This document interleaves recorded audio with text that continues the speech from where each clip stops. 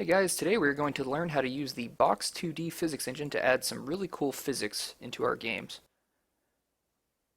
In this tutorial, what we're going to be doing is adding a 2D physics engine into our game, and we're actually going to use Box2d, which is an existing 2D physics engine.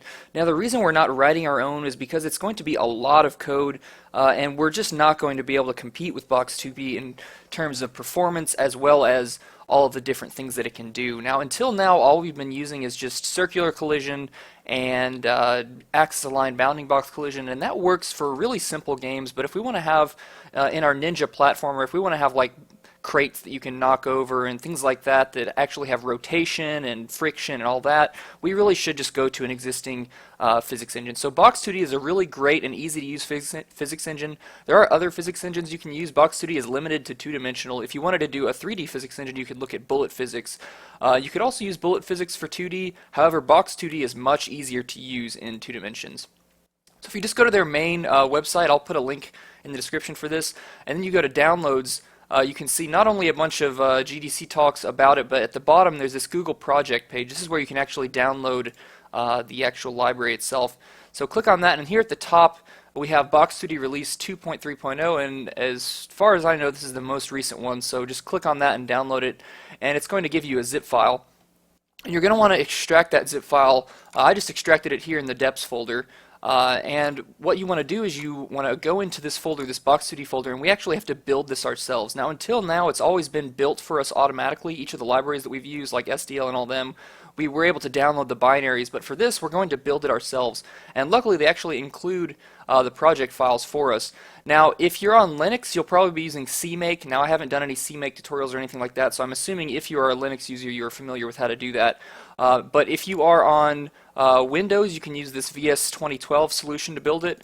And if you're on Mac, you can use this Xcode 5 solution to build it. Now, I'll show you how to do it in Visual Studio. Now, we're using Visual Studio 2013, but this will still work. If you just open up the solution, I've actually already done this, so it's not going to prompt me again. But it should prompt you in the beginning to upgrade the solution to 2013. Just go ahead and click yes on that. And then here over to the right, you'll see all the different projects. It actually builds more than just the Box2d. It also builds this test bed, which lets you test Box2d. It's pretty cool. After you build it, I recommend running it and seeing how it works. Maybe play around with the code. And it builds this other stuff like GLUI for UI and FreeGlute and all that. That's not too important. What you want to do is just go to the top here. First, set it to debug mode and click build solution, and that'll build the whole solution. You shouldn't get any errors. Check the bottom to make sure you don't get any. And then go to release mode and do the same exact thing. We want to build in both release and debug mode because it actually compiles the libraries differently in each of those modes. Now with that, after you've done that, you should be able to go into this bin folder, which is in the same directory as the solution. And this is where it's going to actually dump the libraries. Now you'll notice there's a different one for debug and release. Now until now we've been using the same libraries for both debug and release, so we're going to have to change the way we do our deps a little bit. So what you're going to want to do is come out to your deps folder where you have your lib folder, and normally, I've already changed this on mine, but normally you have a bunch of libraries here. What you're going to want to do is create a debug folder and a release folder and copy all those libraries into both of them. You're going to duplicate those libraries into both. And after you've done that, all you have to do to install the Box2d stuff is you go into deps, Box2d, go to the build folder, and then the bin where you built it. Just grab both of these, Control-C, copy that, and then bring it back out and go to the lib folder and then paste it right here. And it'll merge the folders together, and it'll make sure that you have all of the correct libraries. And to make sure you did this right, you should go into release and you should see box2d.lib here and FreeGlute and some other stuff.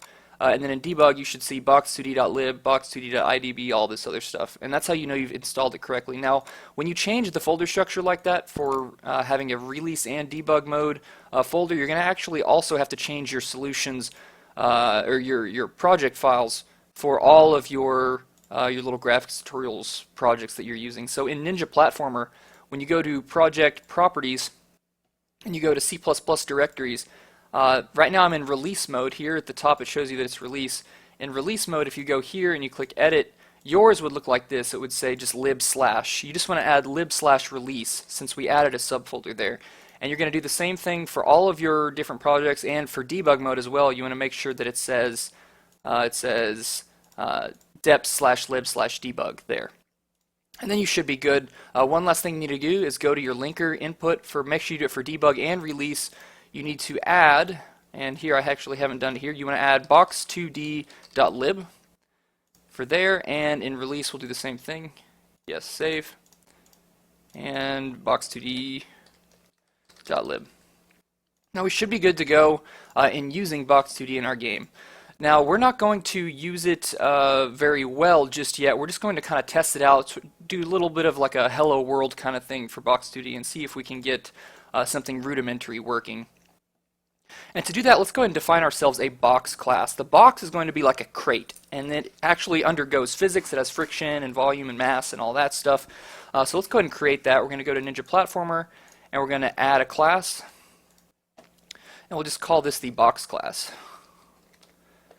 Box. There we go. Now we may change this when we actually start working on the game. For now, like I said, this is just sort of like a hello world thing. Now the box is going to need some properties. We'll put private here, and we'll flesh those out in a second. But first we need to actually see how Box2d works. Now there is a bunch of documentation online if you want to work ahead. I'll just show you the simple case for just making simple boxes that undergo basic physics, but there's a lot more reading material on the Box2d website. So what we're going to do is we're going to define a way to create a box, and each of these boxes is going to be living in our actual physics world. Now this physics world is what's known as a B2 world. Everything in the Box2d library starts with B2, so you don't have any name collisions or anything like that. So let's give ourselves a B2 world in our gameplay screen. Now remember from the previous tutorials, this gameplay screen is where all of the main gameplay for the game goes. Now we'll also have probably a main menu screen in the future, maybe a loading screen, all those different things. But for now we're just dealing with a gameplay screen. So let's go ahead and include Box2d here at the top, make sure we have that. So it should be include Box2d. Oh, there's one thing I forgot to tell you. You also need to copy the includes. So if you go to deps, Box2d, and you go right above build, there should be a Box2d folder. This is all of your includes. All you have to do is copy this folder. If you look inside, you'll see a box2d.h. Copy that folder into deps include. You don't have to do any more subfolders or anything like that. You just paste it right there. Super easy. Now, when we go back to our main game, we should be able to include it. If you can't include it, it means you didn't set up the include directories correctly or you forgot to copy it. And there we go. Now I can include box2d.h, and that gives me access to everything I need. So first we're going to create a world. Now this world is what basically holds all of the different rigid bodies and all the different physics shapes for our physics simulation, and it also handles actually simulating it. Box2d internally does a lot of really cool stuff. It does, probably spatial partitioning. You can do continuous collision detection, all sorts of great stuff that we don't even have to worry about. It just sort of does it automatically. So let's create ourselves our world, and I'm going to use a unique pointer. So we're going to say std unique unique pointer, and it's going to be of type B2 world. And we're going to call this mWorld. Now this is going to have all of the physics stuff. So let's go ahead and in the onEntry function, which is basically the startup function for this screen, we're going to go ahead and set up the body, or the world here. To do that, what you do is you say mWorld equals std make unique, and it's going to be a B2 world. And then what we need to give it as a parameter is the gravity. So we have to define what the gravity for this world is going to be. Now we're just going to use the same gravity that Earth uses. So we'll say, oh, right, and the types here, you don't use glmvec2. They have their own vector class, and it's called B2 vec2. It's similar to a glmvec2, but not quite as complex. So we're going to call this vec2 gravity, and this gives us the x and y gravity. So x is going to be 0, and y is going to be negative 9.8, which is the gravity on Earth in meters per second squared, and the acceleration of gravity. So now we can pass this gravity into the constructor for std make unique for that B2 world, and now our world has been created. So now what we actually need to do is create some physics objects, what are also called bodies. Now you'll hear the term rigid body or body. This basically stands for just a single object that is really rigid and strong. It's like a solid box. It doesn't flex or anything like that, and it can undergo physics.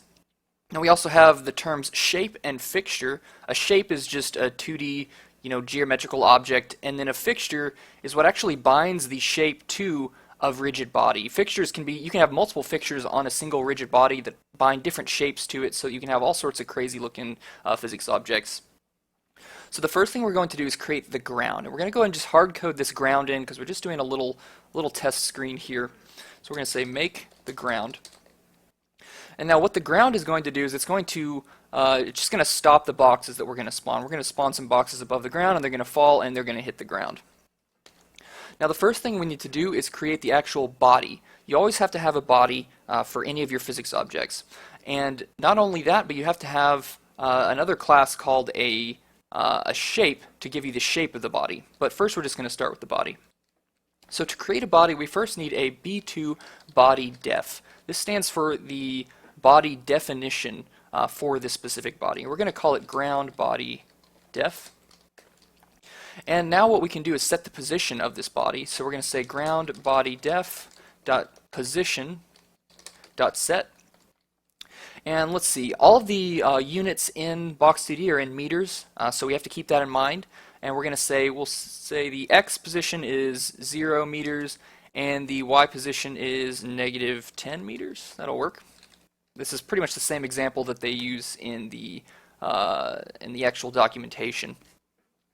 Now we need to create the actual body. Now this B2 body def gives you sort of the definition of the body, and you pass it into the world, and it creates an actual body. It allocates a body in memory using this definition. These definitions can be reused to make to make different copies of a body, but we're just going to use one of them right now for this ground. So we're going to say B2 body, and this will be called ground body equals in world create body. And we have to pass in the definition. This definition is basically just a list of parameters that get used whenever we create the body. And now we have the ground, but we don't have a fixture on it yet. We don't have the shape of the box or anything like that. So let's make the ground fixture. And this is going to bind the actual shape of the body to it. Because right now all we have is a position. We don't know what the shape actually looks like. So we'll say B2 polygon shape, and this is the ground box. We're going to make it just a box. It'll be an axis aligned bounding box like the things we're familiar with. And what we're going to do is say ground box dot set as box, and that will basically create this shape in the shape of a box. And the parameters are half x and half y. So if I type 50.0f in here, it's actually going to be 100 wide, 100 meters wide. And if I type 10.0f here, it's going to be 20 meters tall. And now we need to actually create the fixture. Just like before, this is sort of a little definition thing. This isn't the actual shape that's being allocated in memory. So what we do is we say ground body dot create fixture. And this is going to allocate the fixture using this specific shape. So we pass in a pointer to ground box, just like we did a pointer to ground body def. And then we have a density, and since this isn't moving, this is going to be a static object, we're going to say the density equals 0. So it's just going to be static, it's never going to move, things will collide with it, but that's it.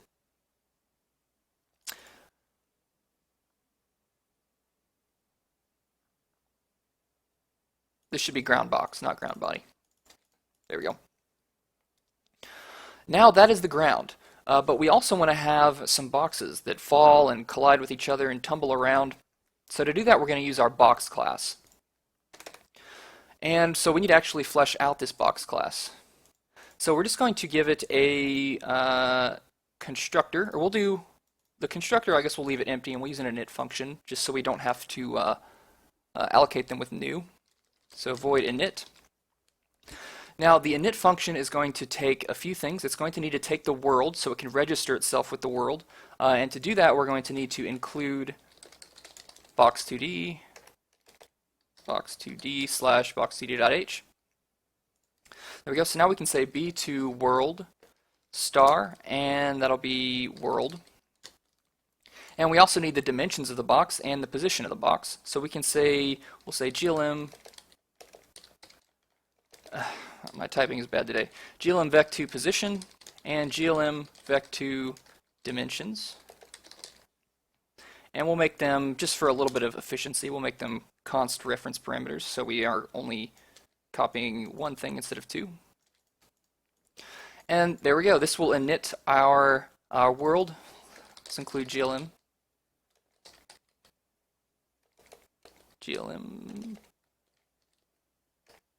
glm.hpp. There we go. Alright, so now we have our init function. Now I'm going to create the implementation in the box2d file. So here's our init function. Make sure you remember box2d::. And here's where we're going to actually create the shape of our little box. And we can probably add color and things to this as well. For now, we'll just keep it simple. So first we need another body def, just like we did with the ground. We'll say b2 body def. And now we need to set what the type is. Now normally the type is just static, but for this it's going to be a dynamic body. So we're going to say b2 body def, or body def.type equals b2 dynamic body. And now we need to also set the position. So body def.position.set, and we're going to say position.x and position.y. That'll set the position. And finally, we need to actually create the body using this body def. And we're going to store this body in the box class. So we can say b2 body star body, and we'll start that out at null pointer just for safety. So now we can say body equals, it's world dot create body, and we pass in a pointer to the body def, and that will create our body. So that's how we get the body. Let's put a comment there. And now, just like before, we need to actually create a fixture and a shape. So for this one, we're going to be using a box as well. We'll say b2 polygon shape. We'll call it box shape. And we're going to say box shape.set as box, just like before. And we'll say dimensions.x divided by 2, since it wants half width, and dimensions.y divided by 2. So that will create our box. And finally, we need to do the fixture, just like before. And for this one, we're going to say b2 fixture def. We're going to actually give it a definition, fixture def. And we're going to say fixture def dot shape equals, and we're just going to pass in the pointer to the shape that we created, the box shape. Then we're going to say fixture def dot density, and I'm just going to set it to 1. We have to have a density. We can't have non-zero density for dynamic objects. And we'll do friction as well. Let's say fixture def dot friction equals, and we'll say 0.3. This is what the documentation uses, and I'm happy with that. In the future, we can pass in different parameters to give it different frictions and things like that, but hard-coding it is okay for this little demo. And finally, we need to store the friction pointer and create it using the world. So let's go ahead and do that. We're going to say b2 fixture, b2 fixture equals null pointer, and we're going to store this as well, just in case we need it later, you never know. And we're going to say fixture equals world create fixture. Oops, sorry, it's body create fixture. And the definition is the fixture def. So fixture def, there we go. And there we go. This is how we make our box. And once we've done this, it's going to be registered with our world. It's going to have a position, it's going to have dimensions, and it's going to get updated automatically. Now we can have different getters and setters in here as well, so we can access some of the information. The easiest thing to do would just be calling get body and get fixture, and then calling their respective functions, so we don't have to write wrappers for everything. So let's say b2 body star get body, and this will return body, and we'll do the same thing with fixture. We'll say fixture get fixture, just in case we need those. Alright, now let's go ahead and create some boxes and then figure out how we're going to render them. So if we go back to the gameplay screen, we can create some boxes. Now let's go ahead and say box, new box, and we'll say new box.init.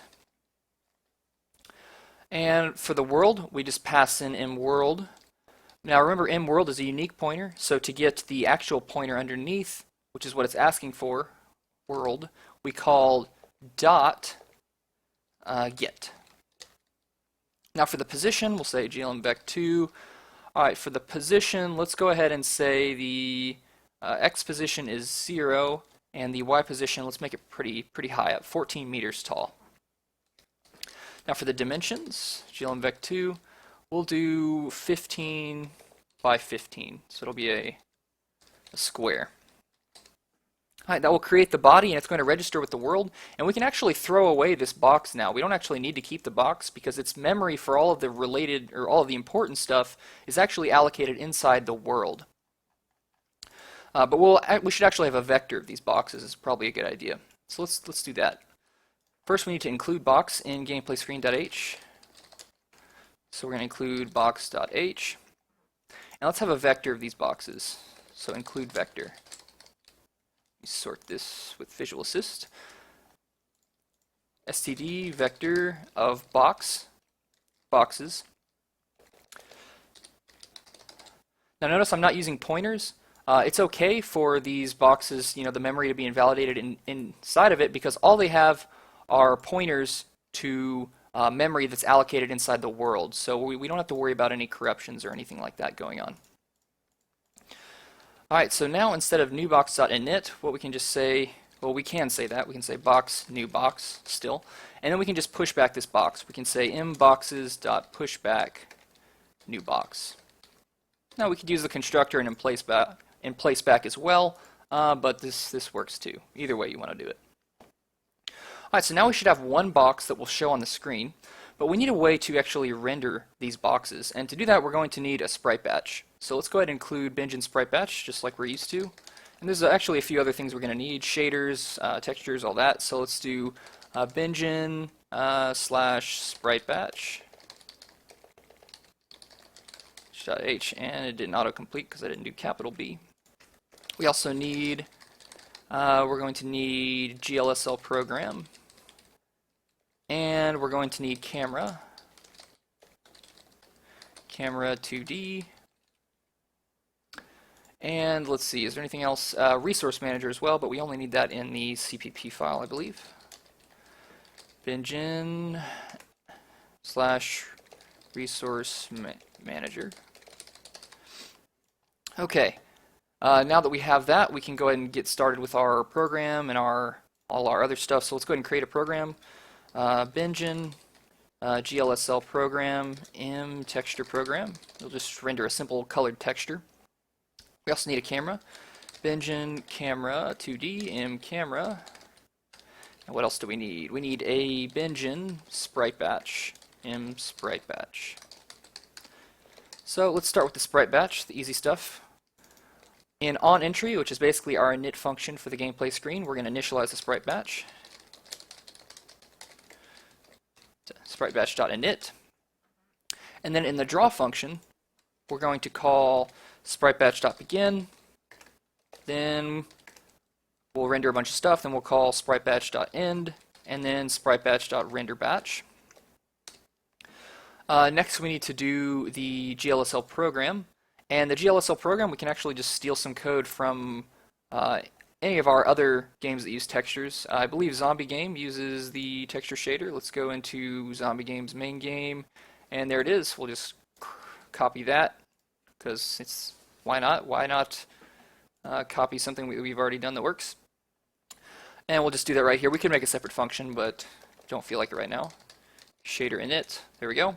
So that will create our texture program using shaders slash texture shading.vert. Make sure you do have it there. You can copy it from the Zombie Game if you don't have it in there, but you should have a shaders folder in here. You should also have an assets folder that has some assets in it. So we're going to load one of these textures. We'll just use like bricks top or something like that. Okay, and now we need to get the texture. Bingin texture 2D texture, and we have to include texture 2D for that. Texture 2D. I believe that's correct. Maybe it's just texture. Or GL texture, that's what it was. GL texture, I always forget. It's been a while. Alright, now we have the texture. Let's go ahead and load that. So we'll load the texture here. Load the texture. So it's going to be mTexture equals Benjamin resource manager get texture, and the path is going to be assets and let's see, assets bricks underscore top.png. Alright, good enough. Let's see, we have the texture, we have compiled the shader, now we need to use the shader. So in the draw function, we'll call textureprogram.use and textureprogram.unuse. Let's see, we also need to initialize our camera. We haven't done that. Init camera. Now for the camera, we're going to want to, let's see, mCamera.init. Now it takes the screen width and the screen height. Now what we really should be doing in this gameplay screen is passing in the window handle so we can use that. So let's say Benjamin, what is it, game window? Window? There we go. Star M window. That way we can ask it what its dimensions are. And let's pass that in here on the constructor. Oops. So we need to include window here as well. Window.h. So let's copy this into the CPP file and use it. So we're going to say mWindow window with our initializer list. So now we have the window handle and we can ask it what its dimensions are. But we have to, of course, pass it in. So let's go into app.cpp where the screen gets created. And here, this stdmake unique gameplay screen, this is where we should pass in the window. So we're going to say mWindow. I believe, is mWindow a pointer? Let's see. mWindow is not a pointer, so we have to pass a pointer to mWindow. Now our gameplay screen has what it needs. If we wanted to pass some other stuff in here, we could as well, but I think the window is all we're going to need. Alright, so we were initializing the camera, so window.get screen width and window.get screen height. That initializes the camera. Let's see, we already did the sprite batch. I think we are good. Let's go ahead and set a scale. Now, since our units are meters and not pixels, we're going to want to zoom out a lot. So let's set scale, and let's zoom out, let's do 32. So that means it's going to be 32 pixels per meter, is what that means, which is good. So our boxes should be about 32 pixels tall. Now my window is 1920 by 1080. Yours might maybe a little smaller. That's okay. Alright, now we need to actually finish up our draw code here, and we need to loop through all the boxes for, let's say, auto B in M boxes. That'll loop through all of our boxes, and then we can draw them with some sprite returning calls. But we also need to upload some uniforms and use our texture. Let's start with setting the texture. So upload texture uniform.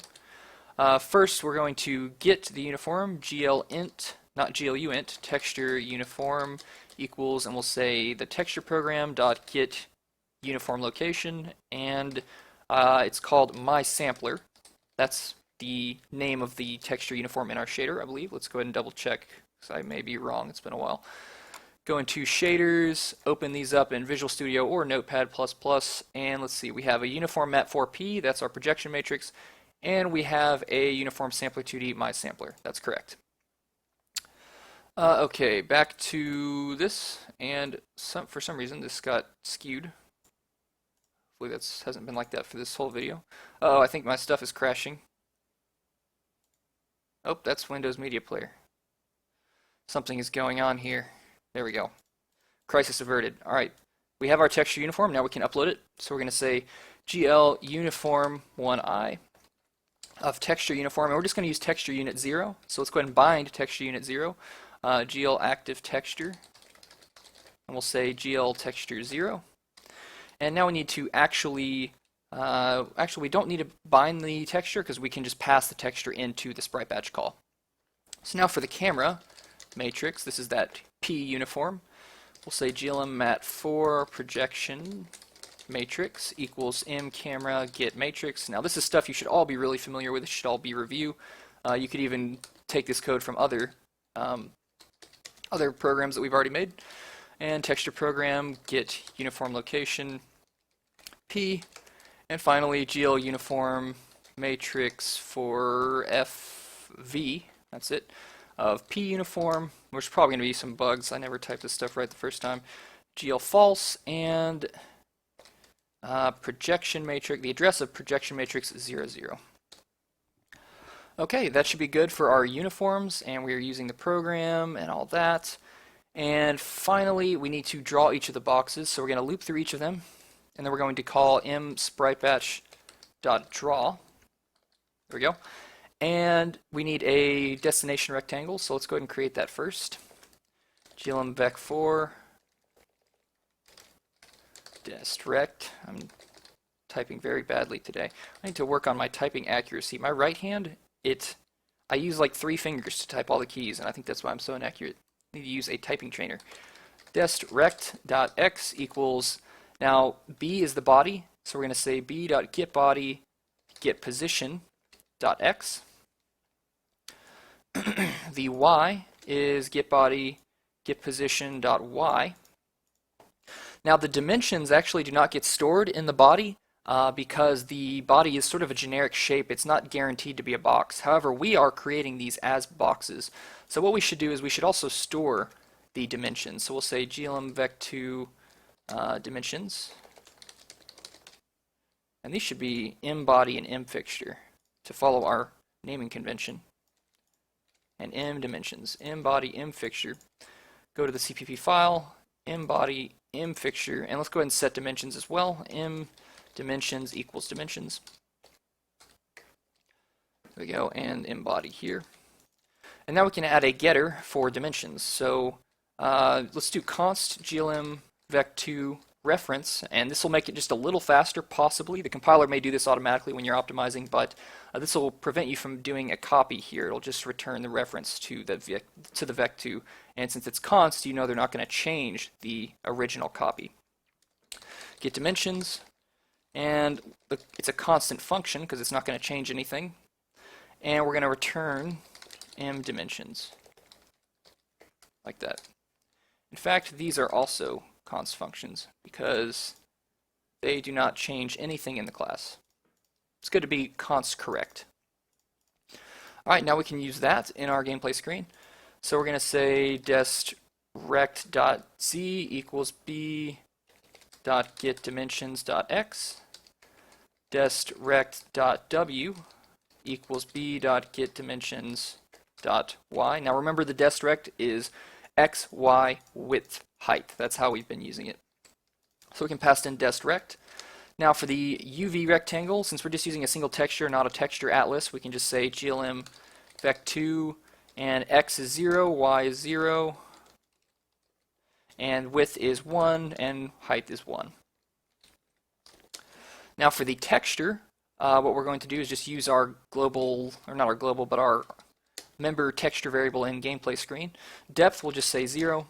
Now for the color, we can say color, we'll say Bingen, color RGBA8, we'll say red, 255, 0, 0, 255.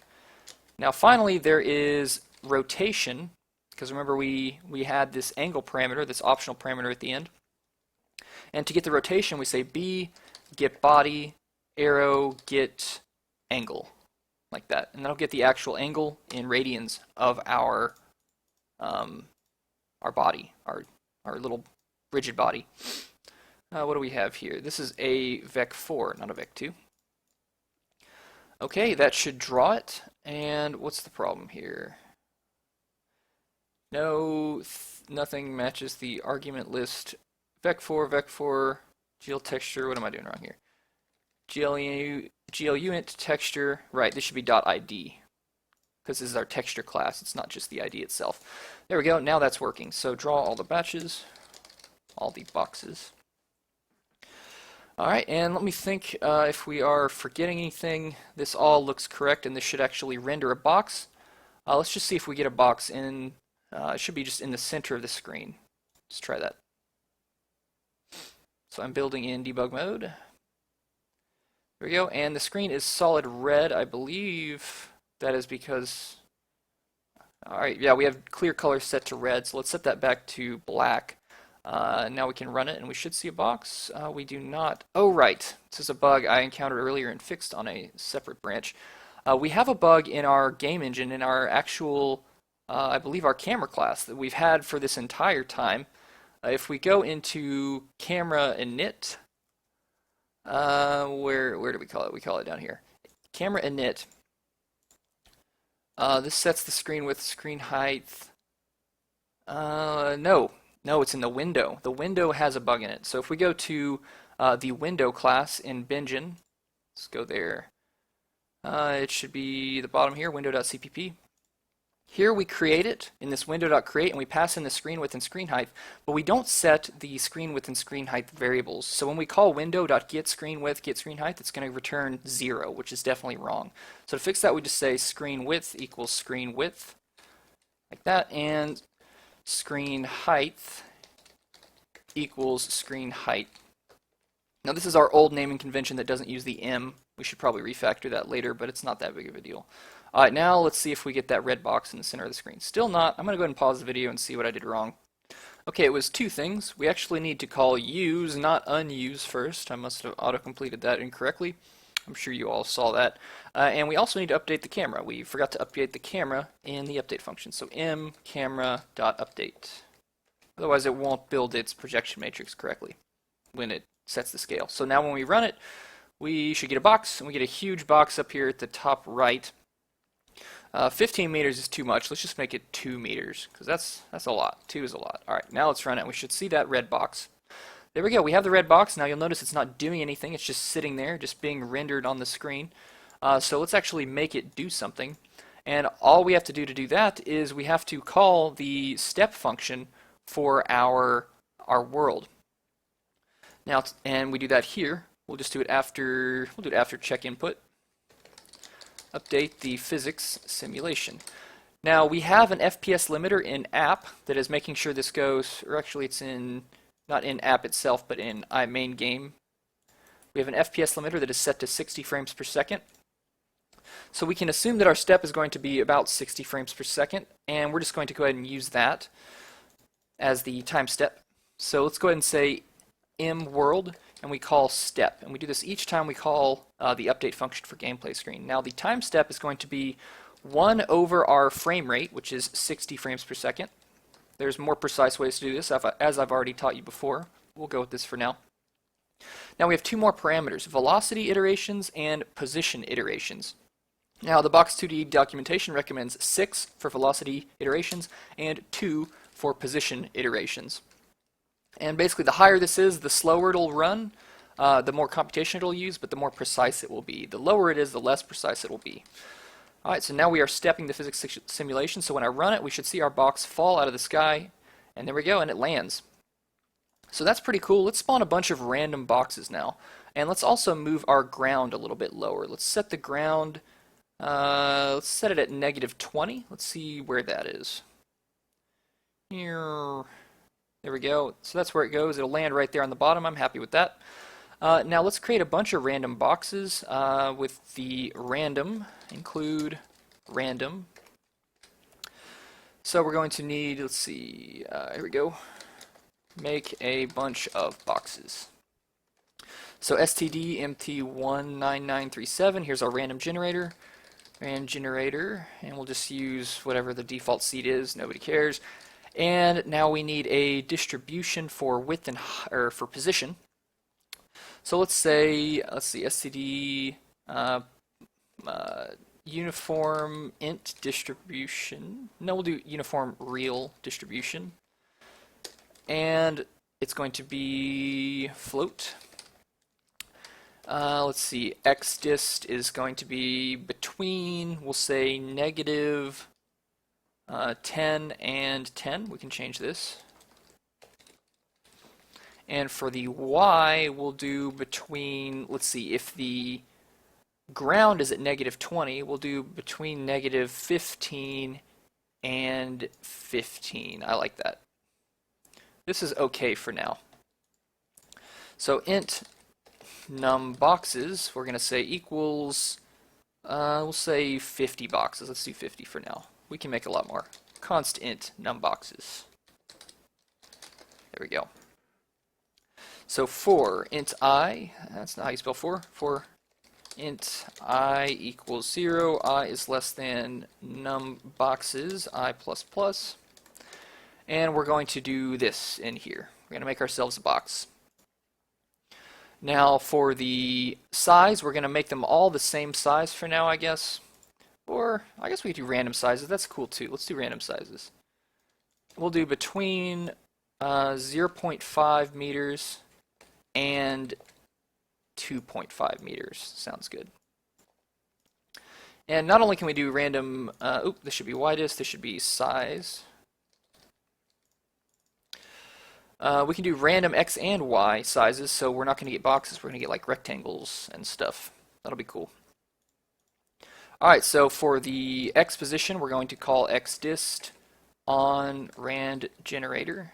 And I don't like the name xdist. xpos is cooler. And ypos. I'm so indecisive. xpos, random generator, and ypos, random generator. And now for size, random generator. And why did I do parentheses? For the constructor, no need for that. Size rand generator and size rand generator. Alright, and let's see what this gives us. This should be something pretty cool. The boxes should collide with each other and rotate around. What's the problem here? I am missing a parenthesis. Oh man, now I probably have an extra one out here. And there we go, that should work. That'll set up all our boxes. Now let's run it. See what it looks like. Oh no, errors. Syntax error, did I mess up? I do need one more. There we go. Alright, there we go. Look at all those boxes. And as you can see, they collide with each other. Isn't that neat? They do what you would expect. Now, it doesn't look like our texture is rendering correctly. And some of them are actually spawning below the... oh, that's right, because the floor is really tall. I forgot how tall it was. Let's shrink this a little bit. Let's set it to -25. And let's make the Y position between -10 and that. And you know what? We need random colors too. Let's do random colors. I wonder how long this tutorial is getting. Let's see. GLM, or sorry, it's Bingen color RGBA8 color. And we're going to store that here. In color, and then we need a get color function. Get color. Color. That's not how you spell color. Well, it is, but... Alright, put this in the CPP file, and we are almost done. Really, the tutorial is done. I just wanted to play around with colors, because you know how I am. Color equals color. That should work. Of course, I need to include color, or it won't work. Bingen color RGBA8. Is that where it is? .h. I forgot where it was. Let's see if that works. Let's just go. Let's do this. Let's go to gameplay screen and go to the definition of it, because that's the easiest thing to do. It is defined in vertex.h. Probably shouldn't be, but that's where it is. That's why this is not a AAA game engine. Alright, now we can run it. Cool, and we can't run it because we have to actually set the random color. And to do that, first here, instead of passing in an arbitrary color, we're going to say get color. But now we need to actually set the color in the init function. So let's see, color RGBA8, rand color. And for the random color, we'll do uniform int distribution. Let's see, int distribution of int between 0 and 255. There we go. And we can say rand color And this should be color. We'll just call this color. We'll call this rand color, and we'll call this color. Like I said, so indecisive. We will say rand color dot r equals color rand generator. And we'll do the same thing for G and B. This should be Benjen color RGB8. GB, and for alpha, let's make alpha always 255. This should be B. Okay, now we should have random colors. Oh, no, I gotta pass it in. One more thing. There we go. Wait, nope. There. Now let's see if we get random colors or if the build doesn't work. Semicolons. I've been programming in Lua recently, and you don't use semicolons in Lua, and now it's making me, oh, well that's not good. That's the same color. They're all red. Interesting. Let's put a breakpoint here and see if our rand color even is red. Shouldn't be. Nope, it's definitely not red because I see rand color.b is 238. In our draw function, we are passing in b arrow get color, so that's also really strange. I did build it, right? I'm going to pause the video and see what's going on here. We're also not seeing the texture, so, oh, you know why? Because I was debugging. I forgot. I have debugging code in texture shading.frag. We just need to get rid of this. And now we should see both the texture, and this is a problem that you would not have if you were following my tutorials. Did I save it? Or is this in the wrong? This is in the wrong folder, isn't it? I'm going to pause the video and just get this figured out because I'm wasting your time. And we're back. Pretend you didn't see that because you're not going to have that problem. There we go. We have bricks. Oop, let me make it so you can actually see because my window isn't centered. Look at that. That's the power of Box2d. Now there's a lot more stuff you can do than just this. There's tons of different actual colliders and things like that. And it actually looks like we have a bug here with the way we're drawing them. It looks like we have an offset issue because they're not I think we may have like mixed up width and height or something like that. Let's go ahead and just use the same size for width and height because then I think it will look correct. S equals size, and we'll just use S here, so they're going to be perfect squares. And now they shouldn't glitch through each other like they have been, which I think is just a problem with our rendering. Well, no, they are still, some of them are glitching through each other a little bit. But I'm pretty sure that's just a problem with my rendering code. Anyways, you have an idea how this works now. That's enough for this little tutorial. We'll get all these issues sorted out and actually use it for something for real in our Ninja platformer as we keep fleshing it out. Thanks for watching, guys. Hey guys, the bug was actually happening because we weren't subtracting the width divided by 2 and the height divided by 2 from the position because the position of these boxes is actually the center of the box, not the corner of the box. So subtracting this makes it all work, and I'll show you with different sized boxes as well. Notice they're rectangles, and they all collide correctly and they don't clip through each other. Alright, thanks for watching.